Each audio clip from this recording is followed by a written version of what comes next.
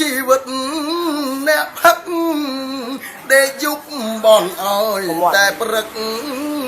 ព្រោះចិត្តនឹកឃើញតែស្រាបើមេឃមិនភ្លឺគេមិនបើកទៀមឡើយណាដេចមិនអាណិតមេត្តាដល់ក្រពះខ្ញុំវារើលុយមានតិចតួចលួចលាក់ប្រពន្ធទុកស្រាជាអ្នកមានគុណប្រពន្ធទុកមានបានការដល់ធ្លាក់ខ្លួនឈឺ